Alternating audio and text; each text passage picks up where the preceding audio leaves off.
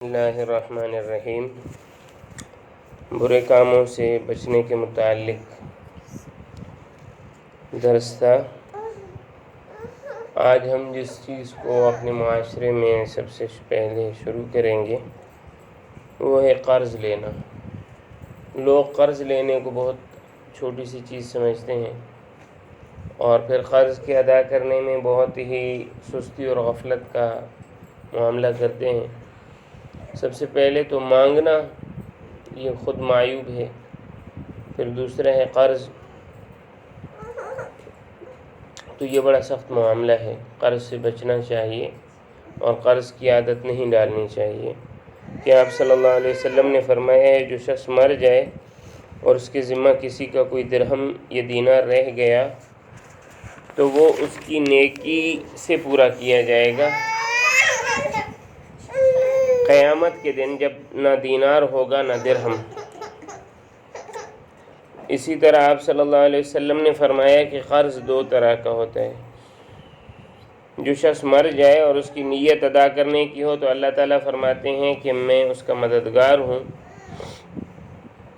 اور جو شخص مر جائے اور اس کی نیت ادا کرنے کی نہ ہو تو اس کی نیکیوں سے لے کر دیا جائے گا اس دن جب نہ کوئی دینار ہوگا نہ درہم۔ اچھا، مددگار کا مطلب یہ ہے کہ میں اس کی جانب سے خود قرض ادا کروں گا۔ ایک بات تو یہ ہے۔ دوسری بات، اگر ہم سیرت کی جانب دیکھتے ہیں تو آپ صلی اللہ علیہ وسلم نے کبھی بھی کسی قرض والے کا جنازہ نہیں پڑھایا۔ اس کے ساتھ ساتھ اگر ہم ایک اور چیز دیکھیں کہ ایک صحابی آئے، انہوں نے فرمایا کہ حضرت کیا شہادت تمام گناہوں کو مٹا دیتی ہے؟ تو آپ صلی اللہ علیہ وسلم نے فرمایا ہاں۔ پھر جب وہ جانے لگا آپ صلی اللہ علیہ وسلم نے فرمایا اس کو بلا کر لائیں۔ جب بلا کر لائے تو آپ صلی اللہ علیہ وسلم نے فرمایا سوائے قرض کے کہ اس کو شہادت بھی ختم نہیں کرتی، یعنی حقوق العباد۔ اس کے بعد دوسرا کیا ہے، یہ تو غریبوں کا معاملہ ہے۔ امیروں کا معاملہ کیا ہوتا ہے کہ استطاعت کے باوجود، طاقت ہونے کے باوجود لوگوں کو ان کا حق نہیں دیتے۔ اللہ تعالیٰ نے آپ کو طاقت دی ہے، آپ کے پاس چیز ہے، مگر مال کی محبت اتنی ہے کہ اس کو خود سے دور نہیں کیا جا سکتا، تو اس کی وجہ سے کیا کرتے ہیں لوگ، ٹال مٹول کرتے ہیں، کل آ جائیں، پرسوں آ جائیں، شام کو آ جائیں، صبح کو آ جائیں، پیسے رکھے ہوئے مگر بعد میں آ جائیں۔ تو آپ صلی اللہ علیہ وسلم نے فرمایا ہے کہ مالدار کا ٹال مٹول کرنا یہ ظلم ہے۔ بعض لوگوں کی عادت ہوتی ہے کہ استطاعت کے باوجود کسی کا قرضہ دینے میں بلا وجہ پس و پیش کرتے ہیں اور خواہ مخواہ اس کا حق روکے رکھتے ہیں، تو یہ ظلم ہوتا ہے۔ اچھا، اس کے بعد اب ہمارے دونوں طبقوں میں ایک اور معاملہ آ جاتا ہے، وہ ہے سود کا۔ لوگ سود لیتے دیتے ہیں، جائز کاموں میں بھی سود کا لین دین ہوتا ہے۔ مثلاً کاروبار میں، بھائی آپ یہ چیز رکھ لیں 1500 کی، آپ مجھے 1500 دے دیں، چند دن کے بعد میں آپ سے چیز اٹھا لوں گا 1800 روپے دے دوں گا۔ ہمارے کاروبار کی مثال۔ اس کے علاوہ اور بھی کئی ساری چیزیں ہیں، لوگ باقاعدہ نقدی پر بھی سود کہ بھائی آپ ہمیں 1,00,000 روپے دے دیں، ہم آپ کو 1,00,000 پر 10,000 دیں گے، 20,000 دیں گے، تو یہ سود ہے۔ تو آپ صلی اللہ علیہ وسلم نے فرمایا ہے کہ سود کھانے والے، سود کھلانے والے، سود کی تحریر لکھنے والے، سود پر گواہ بننے والے، سب پر لعنت ہے اور سب کے سب گناہ میں برابر کے شریک ہیں۔ اچھا، ان معاملات کے بعد جو پیسوں کے معاملات ہیں، اس میں پھر ایک اہم معاملہ یہ ہے کہ لوگ دوسروں کی زمین قبضہ کرتے ہیں، تھوڑی سی قبضہ کر لیتے ہیں، بارہا حکومت کی زمینیں یا کوئی بھی زمینیں اس میں قبضہ کر لیتے ہیں، اور جو ہے اس میں کوشش یہی ہوتی ہے کہ ہمارا گھر تھوڑا سا بڑا ہو جائے یا ہماری زمین تھوڑی سی بڑی ہو جائے۔ حالانکہ آپ صلی اللہ علیہ وسلم نے فرمایا ہے کہ جو شخص بالشت بھر بھی زمین ناحق دبا لے تو اس کے گلے میں 7 زمینوں کا طوق ڈالا جائے گا قیامت کے دن۔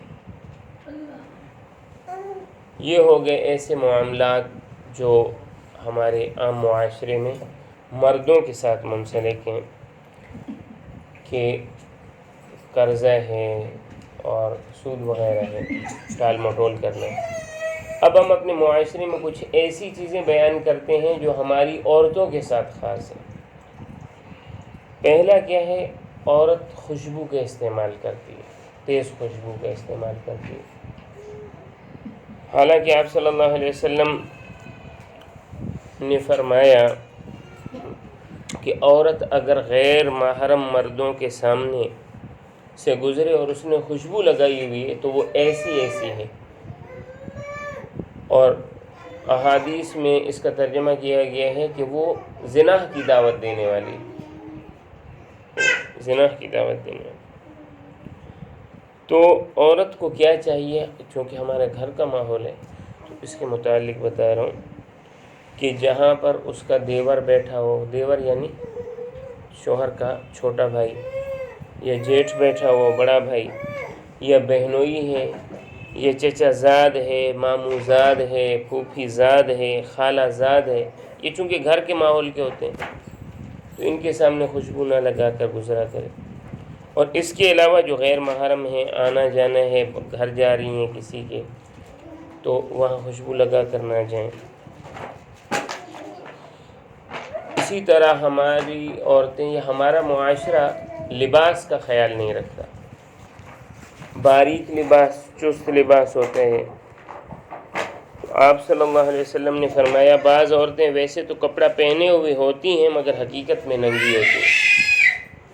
ایسی عورتیں نہ جنت میں داخل ہوں گی اور نہ ہی ان کو جنت کی خوشبو ملے گی، حالانکہ سینکڑوں سال مسافت سے اس کی خوشبو آتی رہے گی۔ اور تیسری چیز کیا ہے کہ مردوں کا عورتوں کی شکل اور عورتوں کا مردوں کی شکل و صورت اختیار کرنا، چاہے لباس میں ہو اور چاہے جو ہے مثلاً بالوں کے اعتبار سے ہو، چلنے پھرنے کے اعتبار سے ہو، چیزوں کے استعمال۔ بھائی وہ تو چلتا پھرتا ہے، میں کیوں نہیں چل پھر سکتی؟ وہ تو بازار گھومتا ہے، آپ لوگ تو گھومنے جاتے ہیں، ہم عورتوں نے کیا قصور کیا ہے؟ اسی طرح کپڑوں میں مردوں جیسے کپڑے، صوفی شلوار لگی ہوئی، بھائی بگٹی شلوار لگی ہوئی، یہ بڑا خطرناک معاملہ ہے۔ آپ صلی اللہ علیہ وسلم نے اس عورت پر لعنت فرمائی ہے جو مردوں جیسا لباس پہنے، اور اس مرد پر لعنت فرمائی ہے جو عورتوں جیسا حلیہ اختیار کرے۔ مرد عورت جیسا حلیہ، جیسے داڑھی شیو کرتا ہے، بھویں بناتا ہے، سرخی لگاتا ہے، کریم پاؤڈر لگاتا ہے، عورتوں جیسا بننے کی کوشش کرتے ہیں، تو آپ صلی اللہ علیہ وسلم نے اس پر لعنت فرمائی۔ اچھا، اس کے علاوہ ایک اور چیز کیا ہے کہ عموماً عورتوں کا ایک مسئلہ ہوتا ہے، وہ کیا ہے، ایک تو کسی فنکشن پر پہننے کے لیے ان کے پاس کپڑے نہیں ہوتے، اور دوسرا ان کی الماری میں کپڑے رکھنے کی جگہ نہیں ہوتی۔ یہ بڑا مسئلہ ہے۔ وہ کپڑے کیوں پہنتے ہیں؟ اس لیے پہنتے ہیں کہ لوگ دیکھیں، بھائی انہوں نے کہا کہ یہ پچھلے فنکشن پر تو یہی کپڑے پہن کر آئی تھی، اس فنکشن پر بھی یہی کپڑے پہن کر آئی ہے۔ تو یہ کس لیے پہنا جاتا ہے؟ فخر کے لیے کہ بھائی میرے پاس اور لباس موجود ہے، اور تکبر کے لیے کہ لوگ دیکھیں میرے پاس ایسا لباس ہے۔ یہ دو چیزیں، فخر اور تکبر۔ اور آپ صلی اللہ علیہ وسلم نے فرمایا کہ جو شخص دنیا میں لوگوں کو دکھلانے کے لیے، اپنے نام کے لیے کوئی کپڑا پہنے گا، اللہ تعالیٰ قیامت کے دن اس کو ذلت کا لباس پہنا کر لوگوں کے سامنے لا کر دوزخ کی آگ میں ڈال دیں گے۔ مطلب یہ ہے جو اس نیت سے کپڑا پہنے کہ لوگ مجھے دیکھیں، میری شان ہو، اور سب میرے اوپر نگاہ ڈالیں کہ ہاں اس نے بڑی زبردست پوشاک پہنی ہوئی، بڑے زبردست کپڑے بنوائے ہیں۔ تو ان چیزوں سے احتیاط کرنا چاہیے۔ آج جو چیزیں میں نے عرض کی ہیں یہ دو قسم کی ہیں۔ پہلا مردوں کے متعلق ہے کہ قرض لینا ہے، عورتیں بھی لیتی ہیں مگر مرد زیادہ لیتی ہیں، اور استطاعت کے باوجود کسی کا حق ادا نہ کرنا، سود لینا دینا، اور اس کے بعد کچھ چیزیں، اچھا زمین قبضہ کرنا، کسی کا مال دبا لینا، یہ نامناسب چیزیں ہیں، اور اس پر احادیث بتائی ہیں آپ صلی اللہ علیہ وسلم کی۔ اور عورت کا نامحرم کے سامنے سج سنور کر آنا، خوشبو لگانا، پازیب کا استعمال، یا شوخ کپڑوں کا استعمال، یا باریک کپڑوں کا استعمال، یا مردوں کا عورتوں کی شکل بنانا، عورتوں کا مردوں کے جیسا لباس پہننا، اور لباس اس لیے پہننا کہ لوگ واہ واہ کریں یا لوگوں کی نظریں اٹھیں کہ اس نے ایسا لباس پہنا ہوا ہے۔ ان چیزوں سے احتیاط کرنا چاہیے۔ اللہ تعالیٰ سے دعا ہے کہ اللہ تعالیٰ ہمیں عمل کی توفیق عطا فرمائے۔